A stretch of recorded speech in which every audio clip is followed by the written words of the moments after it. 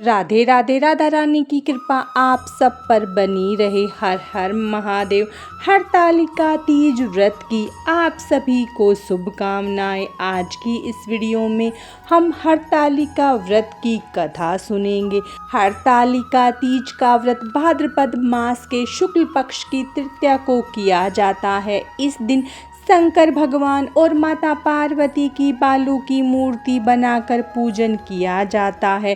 सुंदर वस्त्रों, कदली स्तंभों से घर को सजाकर नाना प्रकार के मंगल गीतों से रात्रि जागरण करना चाहिए। इस व्रत को करने वाली स्त्रियां माता पार्वती के समान सुखपूर्वक पति रमण करके शिवलोक को जाती हैं। तो चलिए अब हम कथा सुनते हैं। इस व्रत के महत्व की कथा भगवान शंकर ने माता पार्वती को उनके पूर्व जन्म का स्मरण कराने हेतु इस प्रकार कही थी। एक बार तुमने हिमालय पर गंगा तट पर अपनी बाल्य अवस्था में 12 वर्ष की आयु में ओदोमुखी होकर घोर तप किया। तुम्हारी कठोर तपस्या को देखकर तुम्हारे पिता को बड़ा क्लेश होता था। एक दिन तुम्हारी तपस्या और तुम्हारे पिता के क्लेश के कारण नारद जी तुम्हारे पिता के पास आए और बोले कि विष्णु भगवान आपकी कन्या से विवाह करना चाहते हैं।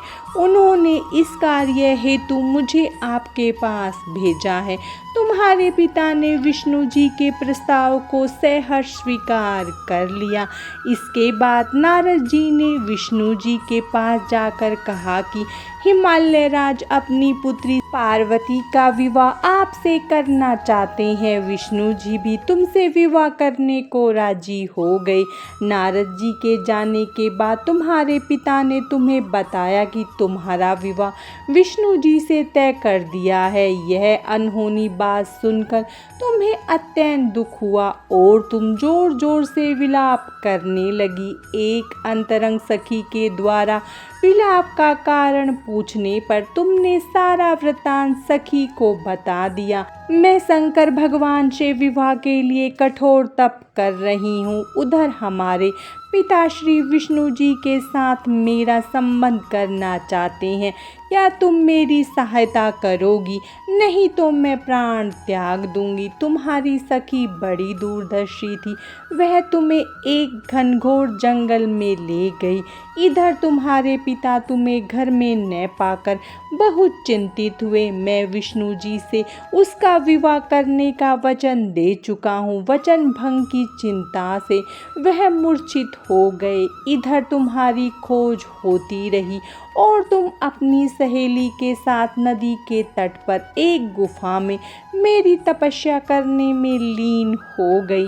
भाद्रपद शुक्ला की तृतीया को हस्त नक्षत्र में तुमने रेता का शिवलिंग स्थापित करके व्रत किया और पूजन तथा रात्रि जागरण भी किया। तुम्हारे इस कठिन तप व्रत से मेरा आसन डोलने लगा। मेरी समाधि टूट गई। मैं तुरंत तुम्हारे पास पहुंचा और वर मांगने का आदेश दिया। तुम्हारी मांग तथा इच्छा अनुसार तुम्हें मुझे अर्धांगिनी के रूप में स्वीकार करना पड़ा।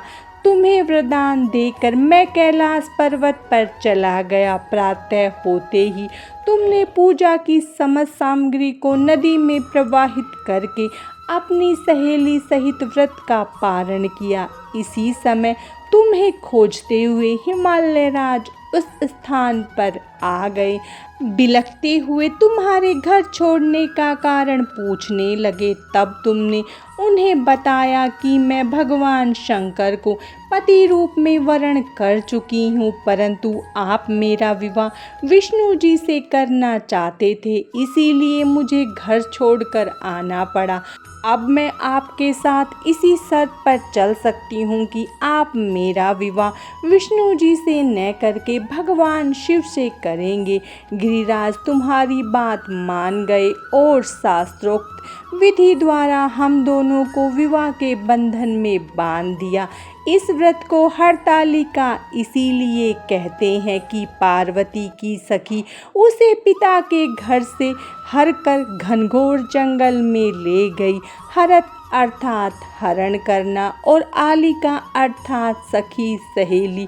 हरतालिका हरत प्लस आलिका। शंकर जी ने पार्वती से यह भी बताया कि जो स्त्री इस व्रत को परम श्रद्धा से करेगी उसे तुम्हारे समान ही अचल सुहाग प्राप्त होगा। हरतालिका व्रत की कथा समाप्तम। भगवान शिव शंकर और माता पार्वती की कृपा आप सब पर सदा बनी रहे। हरतालिका तीज व्रत की आप सभी को हार्दिक शुभकामनाएं। हर हर महादेव। राधे राधे।